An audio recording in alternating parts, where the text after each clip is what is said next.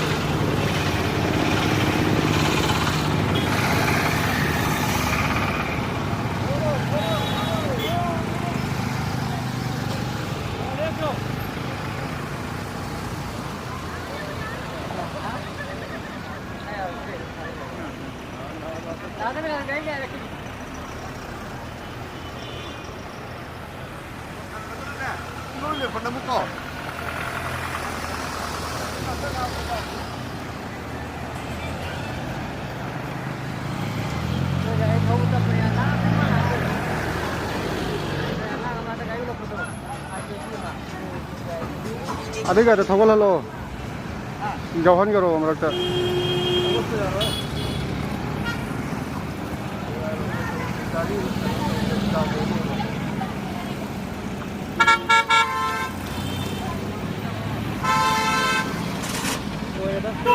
rồi giờ cái này lại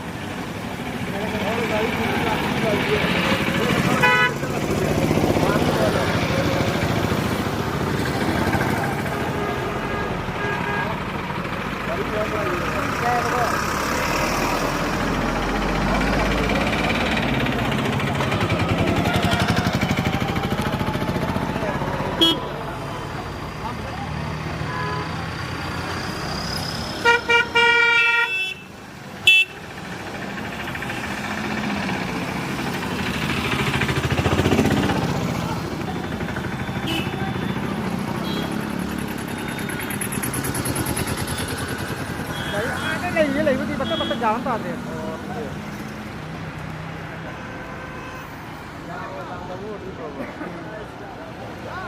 cái là không có đâu cái đó mà thấy là có ra. đi vào đã cái gì mà cái là mấy sao là mà đi xí sang cái là này phải sang được cả lớp thơm anh nhiều.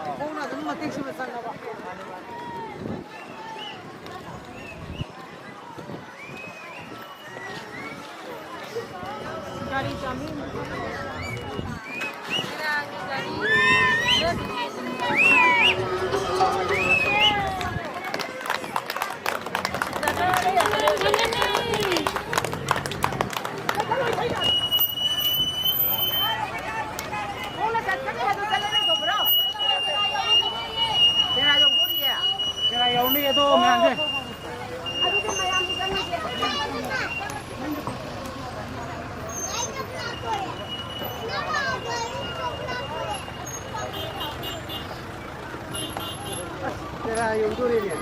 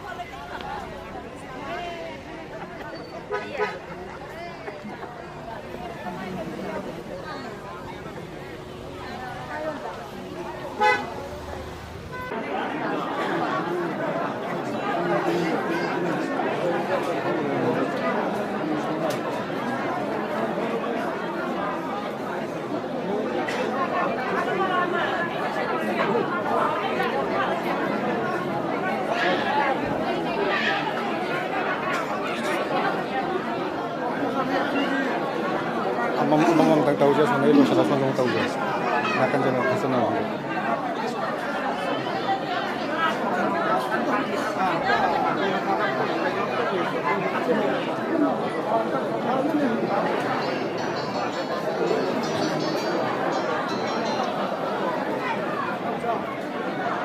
Thagachari Salam Piren Maichai Lapupatera Mayai Lekai Bowling number 23 by 39 Yamna Pujarapa Wapam Tapidame Dugata Sena Equigi intending candidate Mingwin Angachara Sri Urik Kimbam Ramesh Sardas Wajaning Badi Nasi Manga Leiba Nungshijaraba Urmai Kiram Amadi Mai Pel Selisi Sing Sigi Boda Sing Setarain Lobinu Kuma Sigi Pochi Ngasai Ayo Pung Tarama Kai Tarama Twidagina Huzik Pawasida Awaba Kangaga Corona Ki Danaka Lere Iba Bochidi Lupa Chamangana Lisina Yaba Botuna Teko The Sing Namasidi Tamoigi Oba Asimba Sarbunum Shibagi Yamna Mamal Yamba Botuni Masi Sarna Dumak Ning Biu Kidong nung damiray bigyan ay basta thamjage adu ka marak than nai khoi wangang loisi thamjararo yamna aigi thangnabada leiba uchiwa kaboi khulgi aigi nungsirabi ichali se singa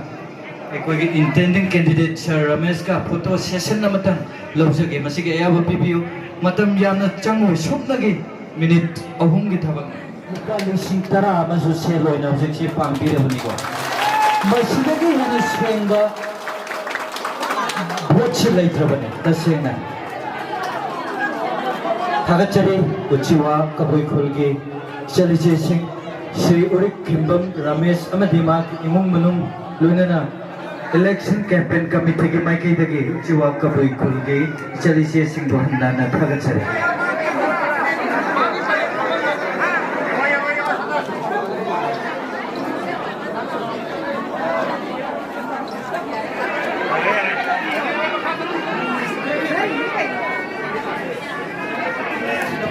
Leader city ising gumba leader ising ai basi karam bai sing machu leitaba mahau leitaba cham chamba mahau leitaba ising do biro hai bane soidana sartagi option tapi gani tasing na sara sige thamoi tagi tholak ba asing bo hai sing do mayam ngak tan tamine sibo iram dam masibu bonbiriba bonbiribi ibendo ani bo pongona koramjari ganana ai koi kuno ku semiba Sawudaba Allah Mahakusu ay Koramjari Ganana Asisungaba Ikoy Yamna Tamna Sinjaba Toramasida Dai Selection Biriba Ikai Kunajarba Alaman Singh Marupang Singh Mingoy Amam Tang Pandragasu ay Mipung Kuning Maku ay Kog Nona Ikai Kunajarri Lunana ngasi lakatore election asiga mari leinana aigi oina haiba tai aikoi nahan makai di aikoi se karamba party da lepkani haiba se koi laikhai ta dan lakwa aduga aikoi gi aigi praja sing aigi support tawriba team sinasu aikoi da dom hangda laiba nang se karam party da leptoi no karam party leptoi kanna akoi da hangal lakwa question ne adu ngasi di aikoi NPP haibadi National People Party haibatai ꯍꯥꯏꯔꯤꯕ ꯗꯣꯜ ꯑꯁꯤꯗ ꯑꯩꯈꯣꯏ ꯍꯧꯈꯤꯕ ꯇꯥꯡ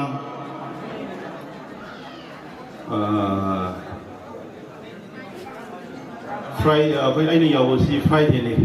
ꯐ꯭ꯔꯥꯏꯗꯦꯁꯤ ꯉꯁꯤ ꯇꯥꯡ 13 ꯇꯥꯡ 15 ꯁꯤꯗ ꯑꯩꯈꯣꯏꯒꯤ ꯏꯀꯥꯏ ꯈꯨꯝꯅꯖꯔꯕ ꯑꯩꯈꯣꯏꯒꯤ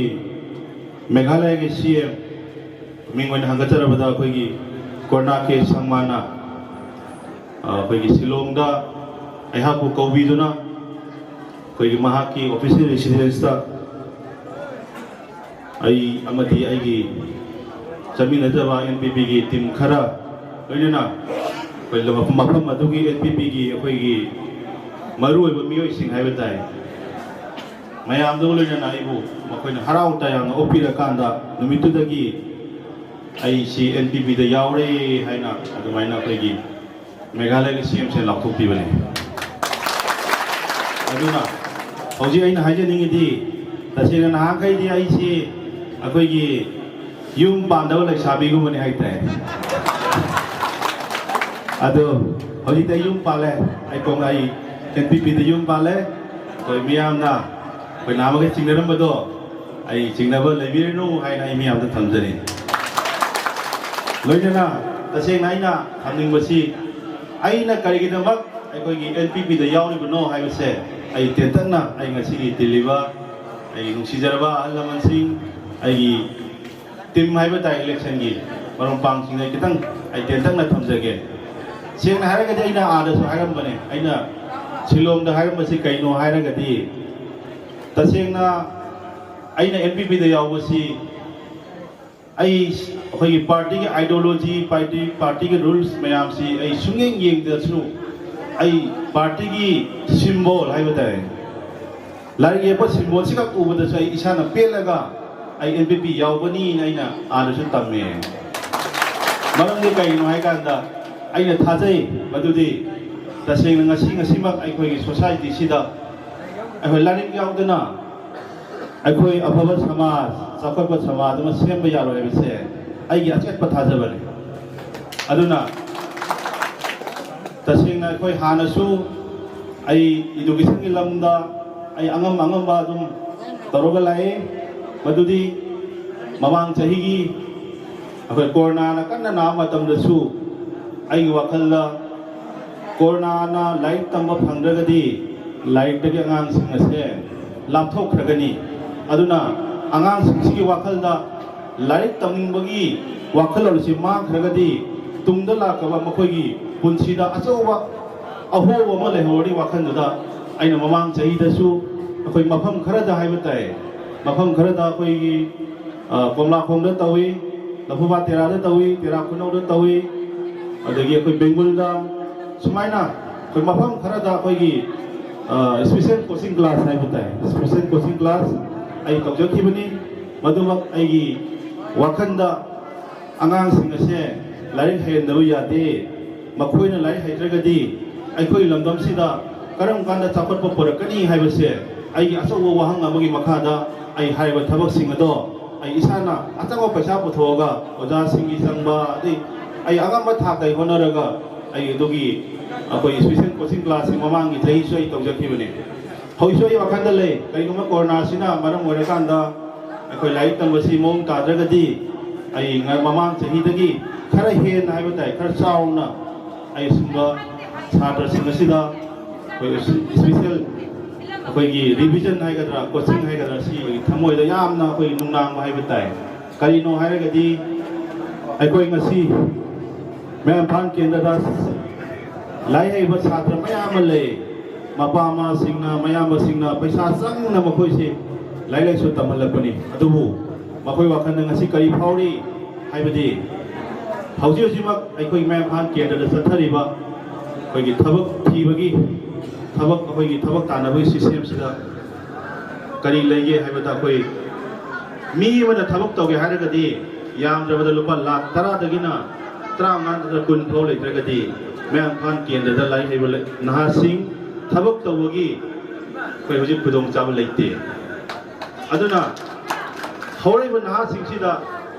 अइना असुक यामना अइगी दादाना नत्रगना अइगी इमा इपाना असुक वाना लाइक तमलबुसिगी ꯃꯍꯩꯁꯦ ꯀꯔꯤꯅꯣ ꯑꯩꯁꯦ ꯀꯔꯤ ꯀꯥꯟꯅꯗꯣꯏꯅꯣ ꯍꯥꯏꯕꯒꯤ ꯄ꯭ꯔꯖꯥꯁꯤꯡꯁꯤꯗ ꯌꯥꯝꯅ ꯊꯃꯣꯏ ꯁꯣꯛꯄ ꯑꯃ ꯑꯩꯈꯣꯏꯒꯤ ꯃꯌꯥꯡꯐꯥꯟ ꯀꯦꯟꯗ꯭ꯔꯒꯤ ꯍꯧꯔꯤꯕ ꯊꯕꯛ ꯐꯪꯗꯕ ꯅꯍꯥꯔꯣꯟꯁꯤꯡꯒꯤ ꯋꯥꯈꯜꯗ ꯂꯩ ꯃꯇꯥꯡ ꯑꯁꯤꯗ ꯑꯩꯅ ꯍꯥꯏꯅꯤꯡꯉꯤꯗꯤ ꯇꯁꯦꯡꯅ ꯑꯩꯍꯥꯛꯅ ꯑꯩꯈꯣꯏꯒꯤ ꯏꯂꯦꯛꯁꯟꯁꯤ ꯃꯥꯏ ꯄꯥꯛꯑꯒꯗꯤ ꯑꯁꯤꯒꯨꯝꯕ ꯑꯩꯈꯣꯏꯒꯤ ꯊꯕꯛ ꯆꯪꯕꯗ ꯑꯩꯈꯣꯏ ꯄꯩꯁꯥ ꯇꯤꯡꯕ ꯈꯨꯗꯝ ꯑꯣꯏꯅ ꯊꯕꯛ ꯆꯪꯕꯒꯤꯗꯃꯛꯇ ꯂꯧꯁꯤꯡ ꯌꯣꯟꯊꯣꯛꯄ ꯏꯪꯈꯣꯜ ꯌꯣꯟꯊꯣꯛꯄ ꯐꯥꯝ ꯌꯣꯟꯊꯣꯛꯄ ꯍꯥꯏꯕꯅꯆꯤꯡꯕꯁꯦ ꯁꯨꯛꯂꯩ ꯂꯩꯍꯜꯂꯣꯏ ꯍꯥꯏꯕꯁꯤꯃ ꯑꯩ ꯉꯁꯤ ꯃꯌꯥꯡꯐꯥꯟ ꯀꯦꯟꯗ꯭ꯔꯒꯤ ꯄ꯭ꯔꯖꯥꯁꯤꯡꯗ ꯂꯣꯏꯅꯅ ꯑꯩꯅ ꯊꯝꯅꯤꯡꯕꯁꯤ ꯇꯁꯦꯡꯅ ꯑꯩꯈꯣꯏ ꯃꯌꯥꯡꯐꯥꯟ ꯀꯦꯟꯗ꯭ꯔ ꯍꯥꯏꯕꯁꯤ ꯑꯩꯈꯣꯏ ꯄ꯭ꯔꯖꯥ ꯑꯩꯈꯣꯏꯒꯤ ꯇꯣꯉꯥꯟ ꯇꯣꯉꯥꯟꯕ ꯖꯥꯇꯤꯁꯤꯡ ꯍꯥꯏꯕꯗꯤ ꯖꯥꯇꯤ ꯑꯍꯨꯝꯅ ꯈꯨꯟꯗꯥꯔꯒ ꯁꯦꯝꯕ ꯑꯗꯨꯒꯨꯝꯕ ꯀꯦꯟꯗ꯭ꯔ ꯑꯃꯅꯤ ꯍꯥꯏꯔꯤꯕ ꯑꯩꯈꯣꯏꯒꯤ ꯃꯌꯥꯡꯐꯥꯟ ꯀꯦꯟꯗ꯭ꯔꯁꯤꯗ ꯑꯩꯈꯣꯏꯒꯤ ꯂꯩꯕꯤꯔꯤꯕ ꯃꯨꯁꯂꯤꯝ ꯏꯆꯤꯟ ꯏꯅꯥꯎꯁꯤꯡꯒꯤꯁꯨ ꯑꯆꯧꯕ ꯑꯩꯈꯣꯏꯒꯤ ꯗꯥꯏꯇ ꯍꯥꯏꯕꯗꯤ ꯄꯣꯄꯨꯂꯦꯁꯟꯗ ꯍꯥꯏꯔꯁꯨ ꯑꯩꯈꯣꯏ ꯃꯌꯥꯡꯐꯥꯟ ꯀꯦꯟꯗ꯭ꯔꯒꯤ ꯑꯄꯨꯟꯕꯒꯤ ꯑꯩꯈꯣꯏ ꯁꯔꯨꯛ ꯑꯍꯨꯝ ꯊꯣꯛꯄꯒꯤ ꯑꯃꯗꯤ ꯑꯩꯈꯣꯏ ꯃꯩꯇꯩ ꯄꯥꯉꯜ ꯏꯆꯤꯟ ꯏꯅꯥꯎꯁꯤꯡꯅꯤ ꯃꯇꯥꯡ ꯑꯁꯤ ꯑꯩꯅ ꯊꯝꯖꯅꯤꯡꯉꯤꯗꯤ ꯉꯁꯤꯃꯛ ꯑꯩꯈꯣꯏꯒꯤ ꯂꯩꯕꯤꯔꯤꯕ ꯃꯩꯇꯩ ꯄꯥꯉꯜ ꯏꯆꯤꯟ ꯏꯅꯥꯎꯁꯤꯡꯗ ꯁꯔꯀꯥꯔꯒꯤ ꯁꯥꯏꯠꯇꯒꯤ ꯐꯪꯕ ꯌꯥꯕ ꯍꯥꯏꯇꯥꯔꯦ ꯃꯥꯏꯅꯣꯔꯤꯇꯤ ꯗꯤꯄꯥꯔꯠꯃꯦꯟꯇꯒꯤ ꯐꯪꯕ ꯌꯥꯕ ꯑꯩꯈꯣꯏ ꯃꯌꯥꯝ ꯂꯩꯔꯤ ꯊꯕꯛ ꯆꯪꯕꯗ ꯑꯩꯈꯣꯏꯒꯤ ꯃꯥꯏꯅꯣꯔꯤꯇꯤꯁꯤꯡ ꯑꯣꯏꯕ ꯀꯣꯇꯥ ꯃꯌꯥꯝ ꯑꯃ ꯂꯩꯔꯤ ꯑꯁꯤꯒꯨꯝꯕ ꯈꯨꯗꯣꯡꯆꯥꯕꯁꯤꯡ ꯑꯁꯦ ꯉꯁꯤꯃꯛ ꯑꯩꯈꯣꯏ ꯃꯌꯥꯡꯐꯥꯟ ꯀꯦꯟꯗ꯭ꯔꯒꯤ ꯄ꯭ꯔꯖꯥꯁꯤꯡꯗ ꯍꯥꯏꯕꯗꯤ ꯃꯔꯨꯑꯣꯏꯅ ꯑꯩꯈꯣꯏ ꯃꯨꯁꯂꯤꯝ ꯄ꯭ꯔꯖꯥꯁꯤꯡꯁꯤꯗ ꯐꯪꯗꯅ ꯂꯥꯛꯑꯦ ꯑꯗꯨꯅ ꯑꯩꯅ ꯍꯥꯏꯅꯤꯡꯉꯤꯗꯤ ꯀꯔꯤꯒꯨꯝꯕ ꯑꯩꯅ ꯃꯥꯏ ꯄꯥꯛꯑꯒꯗꯤ ꯍꯥꯏꯔꯤꯕ ꯑꯩꯈꯣꯏꯒꯤ ꯃꯌꯥꯡꯐꯥꯟ ꯀꯦꯟꯗ꯭ꯔꯒꯤ ꯃꯅꯨꯡꯗ ꯂꯩꯔꯤꯕ ꯃꯨꯁꯂꯤꯝ ꯏꯆꯤꯟ ꯏꯅꯥꯎꯁꯤꯡꯒꯤ ꯑꯩꯈꯣꯏ ꯃꯥꯏꯅꯣꯔꯤꯇꯤꯁꯤꯡ ꯀꯣꯇꯥ ꯍꯥꯏꯕ ꯇꯥꯏ ꯊꯕꯛ ꯆꯪꯕꯗ ꯈꯪꯗꯦ ꯗꯤꯕ꯭ꯂꯞꯃꯦꯟꯇ ꯈꯪꯗꯦ ꯑꯩꯈꯣꯏꯒꯤ ꯃꯥꯏꯅꯣꯔꯤꯇꯤꯒꯤ ꯐꯪꯐꯝ ꯊꯣꯛꯄ ꯍꯛꯁꯦ ꯑꯩ ꯆꯞ ꯆꯥꯅ ꯄꯤꯒꯅꯤ ꯍꯥꯏꯕꯁꯤꯃꯁꯨ ꯑꯩ ꯉꯁꯤꯒꯤ ꯇꯤꯂꯤ ꯃꯌꯥꯝꯗ ꯊꯝꯖꯔꯤ ꯂꯣꯏꯅꯅ ꯑꯩꯈꯣꯏ ꯃꯌꯥꯡꯐꯥꯟ ꯀꯦꯟꯗ꯭ꯔꯗ ꯑꯩꯈꯣꯏꯒꯤ ꯀꯩꯒꯨꯝꯕ ꯑꯃ ꯑꯩꯈꯣꯏꯒꯤ ꯇꯥꯟꯅꯕ ꯆꯠꯄꯗ ꯍꯥꯏꯇꯥꯔꯦ MLA ꯇꯥꯟꯅꯕ ꯆꯠꯄ ꯃꯇꯝꯗ ꯑꯩꯒꯤ ꯕꯕꯥꯒ ꯇꯥꯟꯅꯔꯛꯈꯤꯒꯦ ꯑꯩꯒꯤ ꯏꯆꯥꯅꯨꯄꯥꯒ ꯇꯥꯟꯅꯔꯛꯈꯤꯒꯦ ꯍꯥꯏꯕꯁꯤꯃ ꯑꯩꯒꯤ ꯑꯣꯏꯅꯗꯤ ꯃꯗꯨꯒꯤ ꯏꯆꯥꯒ ꯇꯥꯟꯅꯒꯤ ꯏꯃꯥꯒ ꯇꯥꯟꯅꯒꯤ ꯕꯕꯥꯒ ꯇꯥꯟꯅꯒꯕꯁꯦ ꯑꯩꯒꯤ ꯑꯣꯏꯅ ꯂꯩꯔꯣꯏ ꯍꯥꯏꯕꯁꯤꯃꯁꯨ ꯑꯩ ꯃꯤꯌꯥꯝꯗ ꯊꯝꯖꯧꯒꯦ ꯑꯗꯨꯒꯨꯝꯕ ꯑꯩꯒꯤꯗ ꯂꯩꯔꯣꯏ ꯑꯩꯒꯤꯗꯤ ꯑꯩꯅ ꯍꯥꯏꯕꯗꯨꯅ ꯑꯔꯣꯏꯕꯅꯤ ꯑꯩ ꯑꯣꯏꯗꯕꯗ ꯑꯩ ꯃꯤꯉꯣꯟꯗ ꯉꯝꯅꯤ ꯍꯥꯏꯔꯣꯏ ꯑꯩꯒꯤꯗꯤ ꯑꯩꯅ ꯉꯝꯅꯤ ꯍꯥꯏꯕ ꯊꯕꯛꯇꯣ ꯑꯗꯨꯒ ꯑꯩ ꯃꯤꯉꯣꯟꯗ ꯑꯩ ꯀꯃꯤꯠꯃꯦꯟ ꯄꯤꯒꯅꯤ ꯑꯗꯨꯒ ꯊꯕꯛ ꯑꯣꯏꯅ ꯄꯥꯡꯊꯣꯛꯀꯅꯤ ꯑꯗꯨ ꯂꯣꯏꯅꯅ ꯑꯩꯈꯣꯏꯅ ꯊꯕꯛ ꯆꯪꯕ ꯃꯇꯝꯗ ꯀꯔꯤꯒꯨꯝꯕ ꯑꯩꯅ ꯃꯥꯏ ꯄꯥꯛꯑꯒꯗꯤ ꯑꯩꯈꯣꯏ ꯃꯌꯥꯡꯐꯥꯟ ꯀꯦꯟꯗ꯭ꯔꯒꯤ MLA ꯑꯣꯏꯔꯒꯗꯤ ꯑꯩꯈꯣꯏꯅ IRB ꯂꯧꯕ ꯈꯪꯗꯦ ꯄꯨꯂꯤꯁ ꯂꯧꯕ ꯈꯪꯗꯦ ꯑꯦꯅꯤ ꯊꯕꯛ ꯂꯧꯕ ꯃꯇꯝꯗ ꯑꯩ ꯏꯁꯥꯗꯤ ꯈꯪꯗꯣꯏꯅꯦ ꯃꯌꯥꯡꯐꯥꯟ ꯀꯦꯟꯗ꯭ꯔꯒꯤ ꯀꯣꯇꯥ ꯀꯌꯥ ꯐꯪꯉꯦ ꯄ꯭ꯔꯖꯥ ꯃꯌꯥꯝꯗꯤ ꯈꯪꯗꯕ ꯌꯥꯏ ꯑꯗꯨꯕꯨ MLA ꯑꯩ ꯏꯁꯥꯗꯤ ꯈꯪꯗꯣꯏꯅꯦꯕ ꯑꯗ ꯑꯩꯅ ꯃꯇꯥꯡꯁꯤ ꯍꯥꯏꯅꯤꯡꯉꯤꯗꯤ ꯇꯁꯦꯡꯅ ꯑꯩꯒꯤ ꯑꯣꯏꯅꯗꯤ IRB ꯕꯇꯥꯂꯤꯌꯟ ꯂꯧꯕ ꯃꯇꯝꯗ ꯑꯩꯉꯣꯟꯗ ꯑꯩꯈꯣꯏꯒꯤ ꯄ꯭ꯔꯖꯥꯁꯤꯡ ꯍꯥꯏꯇꯥꯔꯦ ꯑꯩꯒꯤ ꯀꯣꯇꯥ ꯅꯠꯇꯦꯀꯣ ꯂꯥꯛꯇꯣꯏꯁꯦ ꯃꯌꯥꯡꯐꯥꯟ ꯀꯦꯟꯗ꯭ꯔꯒꯤ ꯀꯣꯇꯥꯅꯤ ꯃꯌꯥꯡꯐꯥꯟ ꯀꯦꯟꯗ꯭ꯔꯒꯤ ꯄ꯭ꯔꯖꯥꯁꯤꯡꯒꯤ ꯑꯣꯏꯕ ꯀꯣꯇꯥꯅꯤ ꯂꯥꯛꯇꯣꯏꯁꯦ ꯑꯩ ꯏꯁꯥ MLAꯗꯨꯒꯤ ꯅꯠꯇꯦ ꯐꯪꯗꯣꯏꯕ ꯀꯣꯇꯥꯁꯤ ꯑꯩꯈꯣꯏ 30 ꯑꯣꯏꯕ ꯌꯥꯏ 90 ꯑꯣꯏꯕ ꯌꯥꯏ 50 ꯑꯣꯏꯕ ꯌꯥꯏ ꯑꯗꯨꯅ ꯑꯩꯒꯤ ꯑꯣꯏꯅꯗꯤ ꯇꯁꯦꯡꯅ ꯄ꯭ꯔꯖꯥꯁꯤꯡꯗ ꯑꯩꯅ ꯍꯥꯏꯗꯣꯏꯁꯤ ꯃꯌꯥꯡꯐꯥꯟ ꯀꯦꯟꯗ꯭ꯔꯒꯤ ꯑꯣꯏꯅ ꯍꯟꯗꯛꯀꯤ ꯑꯁꯤꯒꯨꯝꯕ ꯊꯕꯛ ꯂꯧꯕꯁꯤꯗ ꯑꯩꯈꯣꯏ ꯃꯤ 90 ꯐꯪꯉꯦ ꯃꯁꯤ ꯀꯩꯗꯧꯁꯤꯒꯦ ꯀꯅꯥꯗ ꯍꯥꯞꯁꯤꯒꯦ ꯍꯥꯏꯕꯁꯦ ꯑꯩ ꯇꯁꯦꯡꯅ ꯄ꯭ꯔꯖꯥꯁꯤꯡꯗ ꯌꯥꯝꯅ ꯇ꯭ꯔꯥꯟꯁꯄꯦꯔꯦꯟ ꯑꯣꯏꯅ ꯈꯪꯍꯟꯒꯅꯤ ꯍꯧꯖꯤꯛ ꯆꯠꯅꯔꯤꯕ ꯁꯤꯁꯇꯦꯝ ꯍꯥꯏꯕ ꯇꯥꯏ ꯐꯪꯒꯗꯕꯅ ꯃꯤ 90 ꯐꯪꯒꯗꯕ ꯑꯗꯨꯒ प्रजादना मी चहुम थबक हामने हाइजन भी थबक से आई गोइना लेरो आई मसे सुंतौ तौराय से आई गसिंग गसिंगी दिल्ली बमियाम दai हाइजन जै मसे सुंतौ तौरोय लोइना प्रजा सिंग लाइन हाइजनिंग मसी तसिंगना याम नुंगाय मसी गसिंग लबा अखोइगी तंगलबा थरोम अहाकना NPP दा यावरपगी अखोइ नुंगायबा अखोइ नुमित असिदा अखोइ ngасai ay tara dagi अखोइ लापिदुना Awana चार थकते अखोगी आईगी दमकता है बताए कोई अवाब नुसा मरत लेपतना आदि आदा अखोगी मैं युना होनुना लापिदना मयाम सिना अवाना खांगा हौजिक फाउदा अखोई लेंदा लेबिरिसे ꯃꯁꯤꯒꯤꯗꯃꯛ ꯑꯩ ꯃꯤꯌꯥꯝꯒꯤ ꯑꯆꯧꯕ ꯂꯃꯟ ꯑꯃ ꯇꯣꯟꯁꯤꯟꯖꯔꯤ ꯍꯥꯏꯕꯁꯦ ꯑꯩ ꯉꯁꯤ ꯇꯤꯜꯂꯤ ꯃꯌꯥꯝ ꯊꯝꯖꯔꯤ ꯂꯣꯏꯅꯅ ꯑꯩ ꯄ꯭ꯔꯖꯥꯁꯤꯡꯕꯨ ꯅꯠꯇꯕ ꯂꯝꯕꯤꯗ ꯂꯝꯖꯤꯡꯉꯣꯏ ꯑꯣꯏꯗꯕ ꯂꯝꯕꯤꯗ ꯑꯩ ꯀꯃꯤꯠꯃꯦꯟ ꯄꯤꯔꯣꯏ ꯑꯣꯏꯔꯣꯏꯗꯕ ꯊꯕꯛꯇ ꯑꯩ ꯃꯤꯌꯥꯝꯗ ꯍꯥꯏꯔꯣꯏ ꯂꯣꯏꯅꯅ ꯑꯩꯅ ꯍꯥꯏꯅꯤꯡꯕꯁꯤ ꯑꯩꯈꯣꯏꯒꯤ ꯉꯁꯤꯃꯛ ꯑꯩꯈꯣꯏꯒꯤ ꯃꯥꯡꯗ ꯆꯠꯂꯤꯕ ꯂꯝꯕꯤ ꯂꯧꯀꯣꯛꯇ ꯆꯠꯂꯤꯕ ꯂꯝꯕꯤ ꯎꯆꯤꯋꯥ ꯋꯥꯡꯕꯟꯗ ꯆꯠꯂꯤꯕ ꯂꯝꯕꯤ ꯍꯥꯏꯔꯤꯕ ꯂꯝꯕꯤꯁꯤꯡ ꯑꯁꯦ ꯇꯁꯦꯡꯅ ꯑꯩꯈꯣꯏ ꯌꯥꯝꯅ ꯑꯩꯈꯣꯏ ꯊꯃꯣꯏ ꯁꯣꯛꯅꯤꯡꯉꯥꯏ ꯍꯥꯏꯕ ꯇꯥꯏ ꯌꯥꯝ ꯊꯃꯣꯏ ꯁꯣꯛꯅꯤꯡꯉꯥꯏ ꯍꯥꯏꯕꯗꯨ ꯂꯝꯕꯤ ꯉꯥꯛꯇꯅꯤ ꯍꯧꯖꯤꯛ ꯑꯩꯈꯣꯏ ꯁꯦꯡꯃꯥꯏꯇꯨꯒꯤ ꯀꯣꯝꯂꯥꯈꯣꯡ ꯂꯝꯕꯤꯁꯤ ꯑꯩꯈꯣꯏ ꯁꯦꯝꯃꯦꯅ ꯄꯥꯔꯒꯁꯨ ꯀꯣꯝꯂꯥꯈꯣꯡ ꯇꯨ ꯈꯣꯗ꯭ꯔꯥꯛꯀꯤ ꯂꯝꯕꯤꯁꯤ ꯑꯃꯨꯛ ꯌꯥꯔꯔꯣꯏꯕ ꯑꯩꯈꯣꯏꯅ ꯎꯖꯕꯗ ꯑꯗꯨꯅꯗꯤ ꯑꯩꯈꯣꯏꯁꯦ ꯃꯇꯝ ꯄꯨꯝꯅꯃꯛꯇ ꯑꯩꯈꯣꯏ ꯑꯐꯕ ꯂꯝꯕꯤꯗ ꯆꯠꯄ ꯐꯪꯗꯕ ꯄ꯭ꯔꯖꯥꯗꯣ ꯑꯩꯈꯣꯏ ꯉꯁꯤꯃꯛ ꯈꯨꯟꯃꯦ ꯏꯝꯐꯥꯜ ꯀꯦꯟꯗ꯭ꯔꯒꯤ ꯄ꯭ꯔꯖꯥꯁꯤꯡꯁꯤ ꯑꯣꯏꯔꯤ ꯑꯗꯨꯅ ꯑꯩꯅ ꯀꯔꯤꯒꯨꯝꯕ ꯃꯥꯏ ꯄꯥꯛꯑꯒꯗꯤ ꯑꯩꯈꯣꯏ ꯃꯥꯡꯗ ꯆꯠꯂꯤꯕ ꯂꯝꯕꯤꯁꯤꯡ ꯑꯁꯦ तसेंना कोई यामना क्वालिटी लेना हाइतारे यामना क्वालिटी लेना अमुक्तंग सेमबसिना अखोई चही मंगा तरा थनबई लंबी थाकता लंबी सेमनी हाइबसिमसु आई ngasi तिलिमियाम द थमजरी लोइना हौजी लंबी से कायरे लंबी से कायरे थोड़ी कमलाखों तो खड़ा के लंबी काय न तगना बेंगुल अखोई उचो वांगुन दगिना अथै लंबी अखोई अकाय मयाम ले मेफा केंद्र प्रजा अखोई केंद्र मनुंगसिदा अदुबाई प्रजा सिंगे लंबी अकाय बदा इसाना दी चलहनिंगदे अदुबु हौजी हौजी आई इसाना एमएलए ओइदिमिना हाइबो सरकार की लंबी सिंग सिदा आइना चंगसलगा सेमुबदा हाइ सरकार अथुंग लाकदबा अदुना मरम वरगा आई प्रजा सिंगसी नुंगाइब लंबी चलहनिंगगसु आई चलहनब ngamdabani अदु हाइ अखोइना माइ पागदी तसेना अखोइना मतम मतमदुगी लंबी से हेक खितंग कारपदा रिपेयरिंग तौसनबा आइगी लनागी पैसादगी ओरसु सेमकांदा अखोइ लंबी से मतम चुपदा कायदबे लंबी द मियाम से चलनगनी हाइबसिने मियाम थमजरी लोइनना लोइसलपदा अखोइ मसी आइना मियाम द थमजरीबा आई आशा आई वाखल आई तौनिंगिबा थबक खुदिंगसे तसेना हाइरगदी प्रजा मियाम की सपोर्ट नखोइगी मिनुंगसी नखोइगी थौजाल यावदनदी आई थबक अमता पांथुकपा ngamloi मरम अदुना प्रजा मियाम दा आइना हाइजनिंगिदी अखोइ लाकदब इलेक्शन 2022 की अखोइगी इलेक्शन से फेब्रुआरी थारे सोय सोय अखोइ पांथुकगनी अदुना हाइबा 2022 की अखोइ फेब्रुआरी थारे पांथुक इलेक्शन सिदा मियाम ना इहाकु थमोइ सेना नुंसिबियु अमदी प्रजा सिंगी अखोइ ममन यामनबा ताइता हक अधिकार वोट की अधिकार अदु अहाकी अखोइ लाइक येक्पा सिंबल अदु नंबी रकांदा अमुक्तंग अखोइ मेंफाल प्रजा की मिहुत ओइना अखोइ मणिपुर असेंबली दा चचरकांदा मसाई आइना तौनिबा थबक मयाम से थबक ओइना ओंथोकलौ खनबदा लाइब्रेरी पुनिमंगना अंगम सोजोक पिबियु हाइबसी हाइजरगा आई ngasi गोइनि मताम सिदा मियाम दै बिदाय लौजगे मियाम अमुकन थानसे तमजगे मियाम दा मयांग इम्फाल केंद्र दा लेरिबा तुंगान बा लमदम सिंग दा थुंदारिबा मुस्लिम सिंगी इचलिसे सिंग असिगे ओइबा मयांग इम्फाल केंद्र के अपुनबा कमिटी अमखक सेमे हारि असिगुंबा मुस्लिम इचलिसे सिंग तगे ओइबा कमिटी सेमे के हाइबसे आइदि बाइगोट नसि नहान बताब अदुगुम लबि मुस्लिम सिंगी इमाइ बेल इचलिसे सिंग असिना सो होजिक से मयाम ममांगदा कोई काय खुमजरिबा कैंडिडेट ओबिरिबा सर रमेश का फोटो सेशन नमतंग कामिना से हाइबिरि अदुगा लोइनाना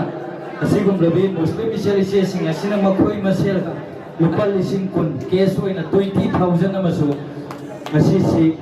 mating pangjaram gani haidna tapire taramno oksari लोइनाना तबुना जोंबोचरे अदुगा फर्स्ट टाइम इन मणिपुर ने कोई लमदम सिगी मसिंग यामलबा मुस्लिम सिंगे कमिटी सेमे न दिताई निपागे अदुगा इचलिसे सिंगे नुपी सिंगे ओइबा कमिटी का सेमे हाबदुदि हंदके श्री रमेश के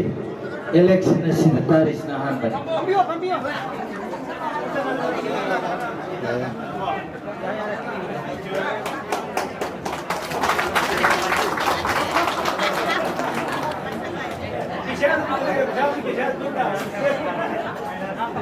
lupa lising kun case oina 20,000 sargi election asigi tamakta mateng pambirambani aininga litana thagachari